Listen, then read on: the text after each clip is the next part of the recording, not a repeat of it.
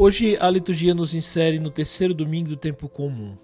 Eu queria pensar com vocês, já no início desse episódio, existe algo de comum quando Deus decide caminhar entre nós? E a resposta é absolutamente nada. É curioso porque muitas vezes nós tratamos a fé como um acessório de fim de semana. Mas o evangelho de hoje vem exatamente para desinstalar essa nossa calma burguesa. O profeta Isaías diz: o povo que jazia nas trevas viu uma grande luz. Interessante porque a luz não serve apenas para enfeitar. A luz serve para revelar a verdade, inclusive a sujeira que preferimos não ver. A luz incomoda antes de curar. O evangelho de hoje começa com uma notificação de perigo. João Batista foi preso. O cenário político é tenso. E o que Jesus faz? Ele recua? Não. Pelo contrário, ele avança. Mas de uma maneira estrategicamente interessante. O texto diz que Jesus retirou-se para a Galileia e foi morar em Cafarnaum. Vamos entender aqui, Cafarnaum não é Jerusalém. Jerusalém é o Vaticano da época, é o centro teológico puro, a elite religiosa. Cafarnaum é a beira do mar, é fronteira, é a Galileia dos gentios, é um lugar de mistura, de comércio, de barulho, onde o judeu convive com o pagão. Reparem que Mateus faz questão de citar a geografia antiga, terra de Zabulon e Naftali. Por que isso é importante, minha gente? Porque, historicamente, essas foram as primeiras tribos devastadas pelos assírios séculos antes. Eram terras marcadas pela derrota, pelo esquecimento, pela sombra da morte. E é exatamente ali, no lugar do fracasso histórico de Israel, que a luz brilha. É uma coisa impressionante. Porque Deus não começa a reconstrução pelo centro do poder, mas pela periferia ferida. Ratzinger pega isso e nos lembra que Deus sempre começa a reconstrução pelas ruínas. É exatamente ali, no lugar do seu fracasso, onde você se sente menos santo que a luz decide brilhar.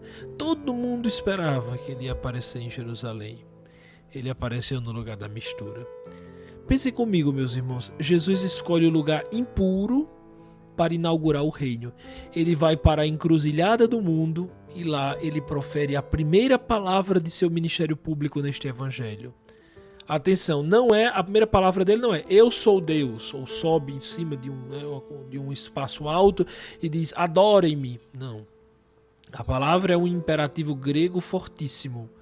Metanoiete. Convertei-vos. E depois de dizer isso, caminhando pela praia, Jesus vê dois homens, Simão e André. O que é que eles estavam fazendo? Lançando as redes. E aqui cabe uma análise interessante, porque na mentalidade antiga judaica, o mar é o abismo, é o lugar do caos, onde habita o Leviatã e a morte. O que é um pescador, senão alguém que luta desesperadamente para tirar a vida de um lugar de morte?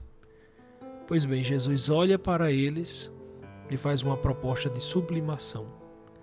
Segui-me e eu farei de vós pescadores de homens.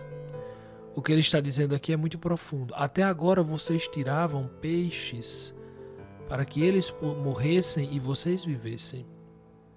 A partir de hoje, vocês vão tirar homens do abismo, da morte, para que eles vivam. É exatamente o caminho contrário. E vejam o detalhe de Tiago e João. Eles estavam consertando as redes com o pai Zebedeu. O chamado exige uma ruptura drástica. Eles deixam o barco e também deixam o pai. Uma leitura simbólica, Zebedeu representa a tradição, a segurança herdada. O sempre foi assim. Vocês imaginem, Zebedeu tinha ali os herdeiros dele, a empresa dele, e ficou pensando, meu Deus, como é que vai ser de mim agora? Mas para aqueles dois, Tiago e João, para seguir a Cristo, eles precisaram romper com o pai simbólico, com as expectativas que os outros têm sobre eles. E nós também. Para seguir a Jesus Cristo, nós temos que romper com as expectativas que os outros têm sobre nós. Quantas vezes, meus irmãos, nós somos Tiago e João, gastando a vida remendando redes velhas, tentando consertar relacionamentos mortos, remendando um ego ferido, apegados a estruturas que nos dão segurança, mas não nos dão vida. Aqui, minha gente, eu chamo a atenção de vocês para uma coisa, porque o evangelista diz que Jesus foi morar em Cafarnaum, que é a terra de Zabulon, é a terra de Naftali, ou Naftali, melhor dizendo, o caminho do mar. E por que isso? Cafarnaum era uma cidade da Galileia, que fica na margem do rio Genezaré. E exatamente porque estava na margem do lago, pela cidade de Cafarnaum, passava a Via Maris. O que é, minha gente, a Via Maris? A Via Maris era a estrada internacional mais importante da época. Essa via, ela ligava o Egito, ao sul, aos impérios do norte, a Síria, a Mesopotâmia. Então, exatamente por isso, Cafarnaum era tão movimentada. O comércio dela era forte, era vivo demais. Imagina como São Paulo, aquela coisa assim, que está todo mundo se encontrando lá, que todo mundo em algum momento, pelo menos profissionalmente, precisa estar lá. E em Cafarnaum, a terra que Jesus escolheu morar em sua vida pública, ficava nessa rodovia internacional. A cidade estava sempre cheia de estrangeiros, gentios, pagãos, deuses estranhos e até costumes imorais trazidos pelos viajantes. Reparem bem, Jerusalém era considerada a cidade da luz, pura, religiosa, fechada. Cafarnaum, por causa da Via Maris, dessa confusão toda desse comércio, poderia ser considerada a região das trevas. Então são antagônicas, região da luz, região das trevas, misturada, barulhenta, contaminada pelo mundo. E por que eu estou dizendo tudo isso? Porque Jesus sai de Nazaré, que era uma roça escondida, e se muda para Cafarnaum, à beira da Via Maris. Ele vai morar no acostamento da rodovia mais movimentada e impura do mundo. Meu Deus, Jesus não se cansa de entrar na nossa vida, de entrar nos lugares onde estamos, ainda que esses lugares não sejam aceitáveis nas nossas mentalidades moralistas. Ele entra. Para um judeu isso era uma loucura, que Jesus fosse realmente se manifestar, que o Filho de Deus, que o Messias fosse se manifestar numa terra impura como Cafarnaum. Jesus não espera as pessoas irem ao templo sagrado em Jerusalém. Deus não está esperando você se isolar no mosteiro para falar com você. Não. Ele quer lhe transformar na sua via maris, ou seja, na sua rotina corrida, no seu trabalho, no trânsito, no meio dos seus problemas e da mistura do dia a dia. O que isso nos ensina é que Deus não precisa de silêncio absoluto para começar a falar, mas ele precisa de um ouvido atento no meio do barulho.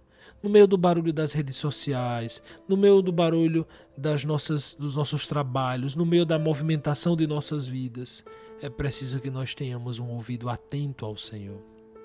Há aqui, também no Evangelho de hoje, um detalhe linguístico fascinante sobre os apóstolos, porque eles eram idiotas, né? Essa é a palavra que o Evangelho usa. Não se ofendam aqui, porque no grego clássico, idiotes significava alguém que não ocupava um cargo público, alguém sem instrução formal, um homem comum, privado, eram leigos. E aí a gente vê que a fé cristã não é uma filosofia para acadêmicos, mas um encontro de amor com qualquer homem, qualquer pessoa que se disponha. Jesus não foi buscar os doutores no templo, ele foi buscar os trabalhadores cheirando a peixe. E aqui está uma ironia muito bonita. Aqueles que sabiam tudo, os escribas, não reconheceram a luz. Aqueles que viviam na sombra da morte, os pecadores ignorantes que viviam lá em Cafarnaum, foram os primeiros a ver o sol nascer. Será que nós, com todas as nossas teologias, nossos cursos, nossas certezas, não estamos cegos? Essa é a pergunta que deveríamos nos fazer todos os dias no nosso seguimento a Jesus. Se nós estamos com os olhos bem abertos ou se estamos cegos. E será que não é na sua fraqueza, naquela parte da sua vida que você tem vergonha, a sua terra de Zabulon particular, que Deus quer começar uma grande obra, como começou a partir de Cafarnaum? O que é que tudo isso significa para nós hoje? O texto diz que eles deixaram as redes imediatamente. Não houve negociação, não houve dúvida, não houve um tempo para pensar, não. Imediatamente. Nesta semana seria bom se nós identificássemos nossa rede. O que é que você está segurando com tanta força, com tanto apego que te impede de seguir a Jesus? É o orgulho de ter sempre razão? É a mágoa de estimação? É o medo do futuro? A conversão prática, a metanoia desta semana é um exercício de abandono. Escolha uma rede para largar. Escolha. Se você tem a mania de controlar tudo, entregue uma situação a Deus e não interfira. Se você vive na defensiva, largue a rede da justificação e peça perdão. Lembre-se, Pedro não estava pronto. Ele cheirava a peixe e era impulsivo. Mas ele foi. Imediatamente. A santidade não é estar pronto, minha gente, não é. A santidade, a conversão, a metanoia é estar disponível. É muito bonito perceber que Deus não espera que nós sejamos perfeitos para nos chamar ao seu seguimento. Ele nos chama na nossa Cafarnaum, no meio da nossa bagunça, no meio da nossa vida, das movimentações da nossa vida. Que a Virgem Maria, que soube dar o seu sim sem reservas, nos ensine a coragem de sair do barco das nossas falsas seguranças. Que a luz de Cristo brilhe sobre as suas sombras nesta semana. Coragem, conversão, é isso que devemos perseguir. O Senhor certamente está passando pela praia da sua vida hoje e nos chamando a segui-lo. Assim seja. Amém. Aos membros do projeto, na próxima quinta-feira já haverá sopão em nossa casa normalmente. E na sexta-feira, dia 30, teremos a Assembleia Geral abrindo o nosso ano apostólico. Eu estarei com vocês para juntos iniciarmos o nosso ano. A todos vocês, uma ótima semana. Compartilhe o nosso podcast. Envie o link para aqueles que precisam ouvir esta palavra. Um grande abraço e até o próximo episódio, se Deus quiser.